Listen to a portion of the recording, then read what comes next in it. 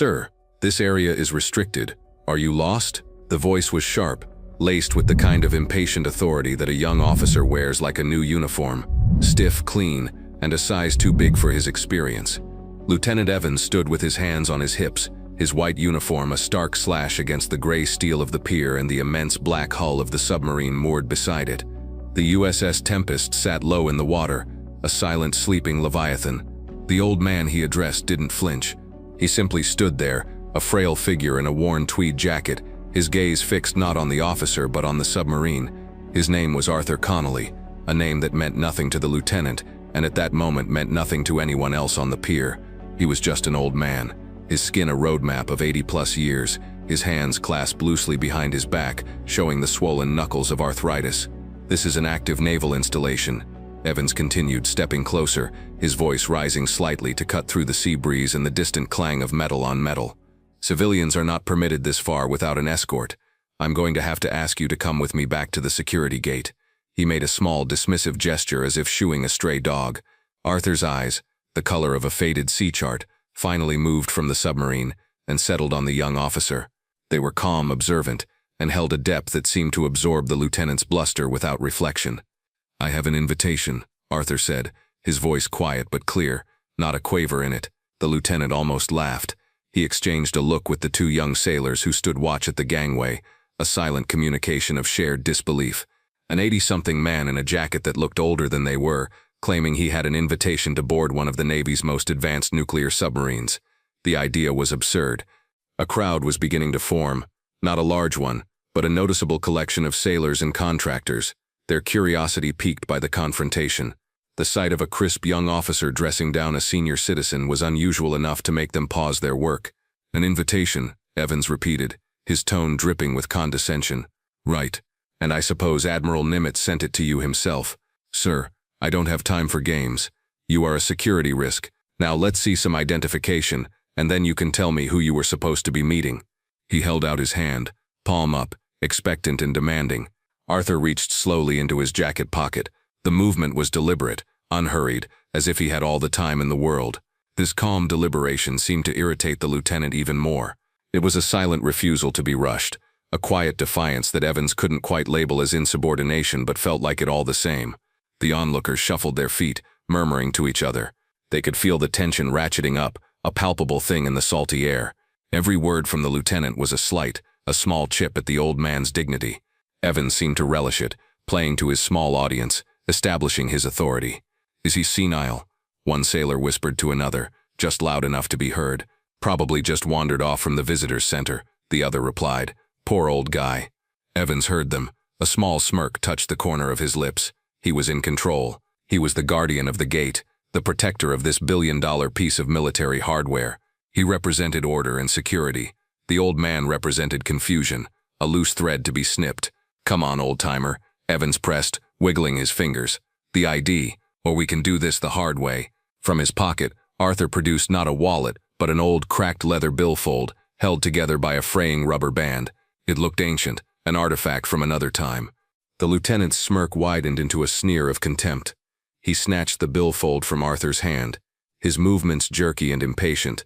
He snapped the rubber band off and fumbled it open, his eyes scanning for a driver's license or a military ID. What he found instead were yellowed newspaper clippings, a faded photograph of a young woman, and a dog-eared piece of paper with a list of names. There was no official identification. "This is a joke," Evans said, his voice flat with annoyance. "There's nothing in here. No driver's license, no state ID, nothing." He shook the billfold as if a proper ID might fall out. "Who are you?"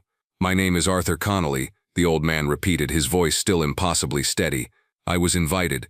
"Invited by who? For what?" Evans was shouting now, his face reddening. The crowd had grown. More sailors, a few petty officers, even a chief who was walking the pier had stopped to observe the scene. The lieutenant felt the weight of their eyes on him. He had to resolve this. He couldn't look weak or incompetent. He jabbed a finger at Arthur's jacket lapel. "What is this thing?" Pinned to the tweed was a small, tarnished silver pin. It was shaped like a dolphin, but it was worn, the details smoothed over by time and touch. It was barely recognizable. "A toy?" Evans mocked. "Did you get that out of a cereal box?" Arthur's gaze dropped to the pin. His expression didn't change, but his eyes seemed to look past the lieutenant, past the pier, past the present moment entirely. The air around him was thick with the smell of diesel, sweat, and the cold metallic tang of the deep ocean. The deck of the submarine pitched violently, and a wave of freezing North Atlantic water crashed over the sail, drenching him. He was 24 years old, his face smudged with grease, his body aching with a fatigue so profound it felt like it had settled in his bones. The boat had been submerged for 70 days, running silent, running deep, hunted by Soviet destroyers. They had completed the mission, but the cost had been immense. His captain, a man he revered, pressed the silver pin into his hand. It was the submarine warfare insignia, his dolphins. "You earned these, son," the captain had said, his voice hoarse. "You earned them in the dark." The silver was new then, and it gleamed under the weak Arctic sun. "Sir," the lieutenant's voice pulled him back. Arthur blinked, the memory receding like a phantom tide. He looked at Evans, who was now holding the tarnished pin between his thumb and forefinger, still attached to the jacket. "I'm done with this," Evans declared, his patience completely gone. "You are trespassing on a secure military asset. You refuse to identify yourself. You are being detained." He gestured to the two young sailors at the gangway. "Escort this man to base security." The two sailors hesitated. They were young, barely out of their teens. Manhandling an elderly man, no matter the orders, felt wrong. They looked from the lieutenant to Arthur, a silent plea for a different outcome in their eyes. But it was a different set of eyes that changed the course of the day. Standing at the edge of the growing crowd was a Master Chief Petty Officer, a man whose face was a testament to 30 years of naval service. Master Chief Thorne wasn't watching the lieutenant. He was studying the old man. He had seen the quiet dignity, the unnerving calm, the way the old man's eyes had scanned the submarine, not with the idle curiosity of a tourist, but with the familiar gaze of a craftsman inspecting a tool. And he had seen the pin. It was tarnished, yes, but Thorne knew exactly what it was. He had a set of his own, polished and proud on his uniform. He'd also seen the way the old man stood, his back straight despite his age, his feet planted slightly apart, the stance of a lifelong sailor accustomed to a rolling deck. Something was profoundly wrong here.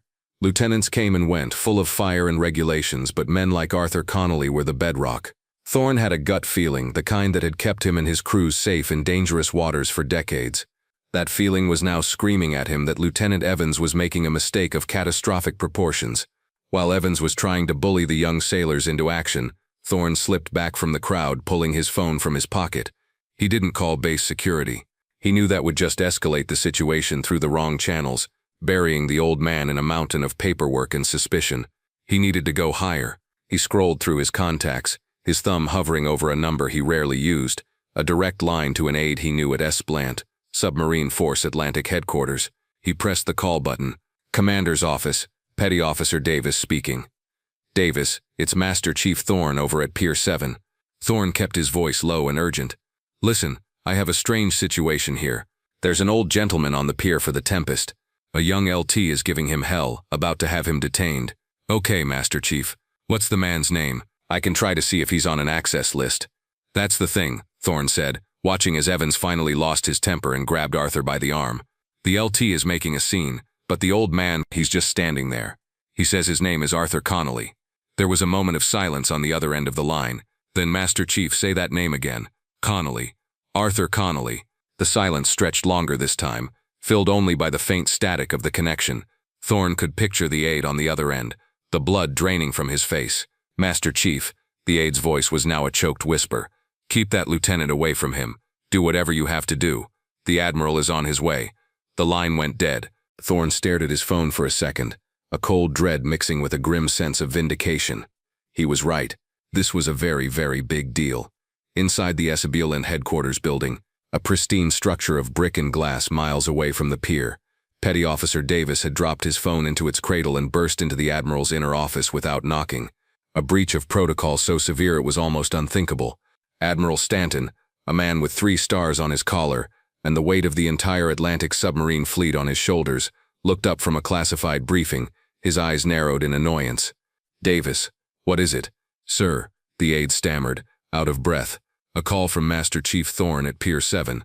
Sir, it's about Captain Connolly." Stanton's face went blank. He processed the words, but they didn't seem to fit together. "Captain Connolly? What about him?" "He's at the pier, sir, for the Tempest. And Lieutenant Evans is trying to arrest him for trespassing." The Admiral stared at his aide. For a full 5 seconds, he didn't move a muscle. The only sound in the opulent office was the quiet hum of the air conditioning. Then, in a single fluid motion, he rose from his chair, his face a mask of cold fury and disbelief. He swept the classified files off his desk into a secure briefcase. "Get the car," he said, his voice dangerously quiet. "Get my car to the front of this building in 2 minutes. And get the ceremonial guard mustered at the pier. Use my authority. Tell them to move like their lives depend on it. Because someone's career just might." He was already shrugging on his jacket, his movements precise and economical. The annoyance was gone, replaced by a terrifying, focused urgency. Arthur Connolly, here, being harassed by one of his junior officers. The thought was a violation, a sacrilege against the very history of the institution he led. Back at Pier 7, Lieutenant Evans had reached his breaking point. The old man's placid refusal to be intimidated, the hesitation of the sailors, and the growing audience of onlookers had shredded his composure. He was making a fool of himself. He had to end this now. He grabbed Arthur's frail arm, his fingers digging into the thin tweed of the jacket. "That's it. You are under arrest for trespassing and failing to obey a lawful order," Evans announced, his voice loud and strained. "We can sort this out down at the station. Maybe a night in a cell will jog your memory." He began to physically pull Arthur away from the submarine's gangway. The crowd gasped. A few of the older petty officers looked away, disgusted. This had gone from a simple misunderstanding to an ugly abuse of power. Arthur didn't resist. He allowed himself to be pulled, his expression one of weary resignation. He had seen young men like this before, men whose certainty far outstripped their wisdom. It was a tale as old as time. Just as Evans was about to shove Arthur toward the waiting security personnel, a sound sliced through the air, distinct from the normal symphony of the naval base. It was the piercing chirp of a staff car siren, used only for flag officers. Heads snapped toward the road leading to the pier. A gleaming black sedan, the Admiral's flags fluttering from its front fenders, sped toward them, its tires squealing as it came to an abrupt halt just feet from the confrontation. It was followed closely by a large white van that skidded to a stop right behind it. The driver's side door of the sedan flew open and Admiral Stanton emerged. He was a storm in a white uniform, his face thunderous, his 3 stars glittering on his collar. He didn't even glance at Lieutenant Evans. His eyes, burning with a fierce intensity, locked immediately onto Arthur. Simultaneously, the back doors of the van flew open, and a full dozen sailors in immaculate dress uniforms, the base ceremonial guard, poured out. They moved with silent, drilled precision, forming 2 perfect ranks between the Admiral's car and the assembled crowd. The slam of car doors, the rhythmic stomp of polished boots on asphalt, the sudden absolute silence that fell over the pier. It was a spectacle of power and authority that stunned everyone present into statues. Lieutenant Evans froze, his hand still clamped on Arthur's arm. He stared, mouth agape, at the 3-star Admiral now striding purposefully toward him. The world seemed to tilt on its axis. This couldn't be happening. He tried to process the scene, but his mind refused to work. Admirals didn't come down to the piers unless a ship was deploying or a foreign dignitary was visiting. They certainly didn't arrive with a full honor guard for a trespassing old man. Admiral Stanton marched directly past the paralyzed lieutenant as if he were a piece of deck equipment. He came to a halt 2 feet in front of Arthur Connolly. He took a deep breath, his back ramrod straight. Then he executed the sharpest, most profound salute of his long and decorated career. His hand sliced through the air and stopped, quivering at the brim of his hat. "Captain Connolly," the Admiral's voice boomed across the silent pier, a voice accustomed to commanding fleets, now imbued with a tone of the deepest reverence. "It is an honor to have you back on the waterfront, sir. I apologize for the reception. We were not expecting you this early." "Captain." The word hung in the air, electric and impossible. Lieutenant Evans's hand dropped from Arthur's arm as if it had been burned. "Captain?" This frail, confused old man. He looked at the tarnished pin on Arthur's jacket, and for the first time he saw it not as a cheap toy, but as what it was, the mark of a submariner. The crowd murmured, a wave of shock and dawning comprehension spreading through them. Master Chief Thorne, standing near the back, allowed himself a small, grim smile. The cavalry had arrived. Admiral Stanton held his salute, his eyes locked on Arthur's. Arthur slowly, deliberately raised a hand and returned a tired but perfect salute. It was the salute of a man who had given and received it thousands of times, a gesture ingrained in his very soul. "At ease, Admiral," Arthur said, his voice carrying a hint of its old command authority. "No need for all this fuss." Stanton finally lowered his hand. He turned, and his gaze fell upon Lieutenant Evans. The warmth and reverence in his eyes vanished, replaced by a glacier of pure, undiluted fury. "Lieutenant," he began, his voice dropping to a low, lethal hum that was more terrifying than any shout. "What is your name?" "Evans, sir." "Lieutenant Evans," he stammered, his body snapping to a panicked, rigid brace. "Lieutenant Evans," the Admiral repeated, letting the name hang in the air like a death sentence. "While you have been busy enforcing security regulations, you have failed in a far more fundamental duty, the duty of respect, the duty of knowing your own history." He gestured toward Arthur. "Do you have any idea who this is?" Evans could only shake his head, his face pale with terror. "This," the Admiral said, his voice rising again, projecting to every person on the pier, "is Captain Arthur Connolly. The man who in 1968 commanded the USS Stingray on a 120-day patrol under the Arctic ice pack. The man who navigated through uncharted trenches to gather intelligence that prevented a war. The man who, when his boat was crippled by a fire in the reactor compartment, refused to abandon ship and personally led the damage control team into a radiation-filled space to save his boat and his 130-man crew, an act for which he was awarded the Medal of Honor. He is not a trespasser, Lieutenant. He is a living legend. This pier, this submarine, this entire Navy was built by men like him, men whose boots you are not fit to polish." A collective gasp went through the crowd. Medal of Honor. The name Connolly now clicked into place in the minds of the older sailors. Connolly of the Stingray. He was a myth, a story they told in the chief's mess, a name spoken with the same reverence as Halsey or Nimitz. And he was here, standing right in front of them, dressed in a shabby tweed coat, being harassed by an arrogant lieutenant. A wave of shame washed over the onlookers. They looked at Arthur now with awe, their eyes tracing the lines on his face, trying to see the hero beneath the veil of age. Admiral Stanton wasn't finished. He stepped closer to Evans, his voice dropping back to that icy personal level. "You stand on the shoulders of giants, Lieutenant. You would do well to learn to recognize one when he is standing right in front of you. Your commanding officer will be hearing from me. You can consider your tour on the Tempest over. Your new assignment is to develop and personally lead a base-wide training program on naval heritage. You will start with the story of Captain Connolly.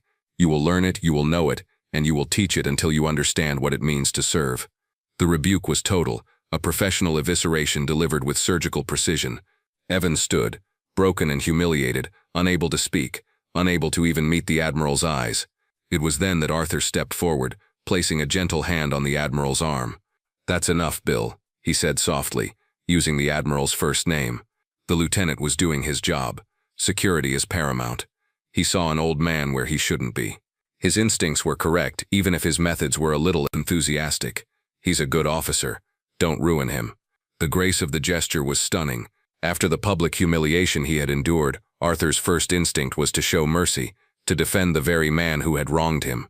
It was a demonstration of character so profound that it silenced the entire pier once more. The Admiral looked at Arthur, his expression softening. He nodded slowly. "As you wish, Captain." He then turned and gestured toward the submarine. "She's ready for you, sir. The crew is eager to meet you." The USS Tempest was the newest boat in the fleet, and she was being named in a quiet, informal ceremony in honor of Arthur's old command, the Stingray, which had been decommissioned decades ago. This was his invitation. As Arthur looked at the sleek, powerful submarine, the present faded one last time. He wasn't on a pier in the 21st century. He was in the cramped control room of the Stingray, the air thick with the smell of ozone and fear. The boat groaned around him, protesting the immense pressure of the deep. A young sailor, his face pale with terror, had handed him a damage report. A fire in the reactor tunnel. A death sentence. Arthur had taken the report, looked at the faces of his young crew, and made a decision. He had grabbed a radiation suit and an extinguisher. "I'm going in," he had said. His executive officer had tried to stop him. "It's suicide, Captain." But he had gone anyway, because a captain never ever gives up the ship. That was the day he had truly earned his dolphins. Admiral Stanton escorted Arthur personally up the gangway. Every sailor on the pier, from the rawest recruit to the most seasoned Master Chief, snapped to attention and rendered a salute as he passed. Lieutenant Evans, still standing alone and ashamed, raised a trembling hand to his own forehead, his salute a silent apology. In the weeks that followed, the story of Captain Connolly's visit became base legend. Lieutenant Evans was, as the Admiral had ordered, reassigned. He didn't complain. He accepted his new duty with a humility he had never known. He spent his days in the base archives, poring over old patrol reports and service records, his nights drafting lesson plans. He read everything he could find about the Stingray and her captain. He learned about the fire, the heroism, the quiet, unassuming life Arthur had lived after his retirement from the Navy. One afternoon, Evans was in the base museum studying a display case dedicated to the Stingray, which contained a grainy photo of a young, intense-looking Captain Connolly. "He was a good man," a quiet voice said beside him.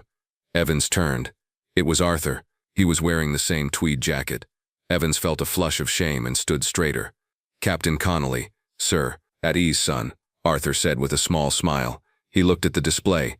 "They make you out to be some kind of plaster saint in these things. The truth is, most of the time we were just scared kids trying to do the right thing." "Sir," Evans began, his voice thick with emotion, I want to apologize for my conduct on the pier. There is no excuse. I was arrogant, and I was disrespectful. I am truly sorry." Arthur looked at the young man, really looked at him, and saw not the arrogant officer from that day, but a humbled, remorseful man. He saw a glimmer of the leader he might one day become. He clapped him gently on the shoulder. "Apology accepted, Lieutenant. We all have lessons to learn. The important thing is that we learn them."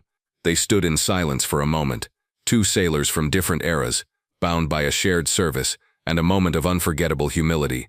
If you were moved by Captain Connolly's story of valor and humility, please like this video, share it with someone who respects our veterans, and subscribe to Veteran Valor for more stories that honor our heroes.